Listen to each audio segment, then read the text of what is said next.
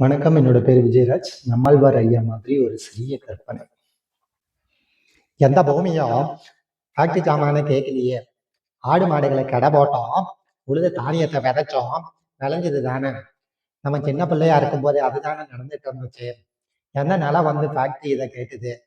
அவன் என்ன சொல்றான் அப்படின்னா, இங்க பாரு, ரொம்ப பழமையானது நீ எதுக்கு செஞ்சிட்டு இருக்க, நீ ரொம்ப பிற்போக்கான ஆளா இருக்க, நீ ரொம்ப பேக்வேர்டா இருக்க, அக்ரிகல்ச்சர்ல ரொம்ப பேக்வேர்டா இருக்கன்னு. சரி, என்ன செய்யணும்னா, இங்க பாரு, வண்டி வண்டியா எருவை கொண்டு போய் போடுறதுக்கு பதிலா ஒரு மூட்டை யூரியாவை சைக்கிள்ல கட்டிட்டு போய் தூவி விட்டினா அது பாட்டுக்கு விளையுது வளர்ந்துது அப்படின்னா.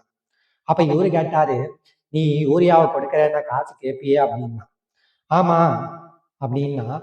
இவன் இல்லையான்னா, பரவாயில்ல, நான் உலகத்து வட்டி கடை, பெரிய வட்டி கடை இருக்குது, அதுல இருந்து பணம் கொடுக்க சொல்றேன்னா. அப்ப கடை கொடுத்தீங்கன்னா கடனை திருப்பி கேட்பியா அப்படின்னா. ஆமா, வட்டியோட கொடுக்கணும்னா. வட்டி கட்ட முடியலன்னா என்ன பண்ணுவேன்னு கேட்டா, வட்டிக்கு வட்டி போடுவேன்னா. அப்புறமும் போய் வாங்கிட்டு வந்தாங்க அண்ணா சுப்பிரமணி, எம்.எஸ். சுவாமிநாதன்.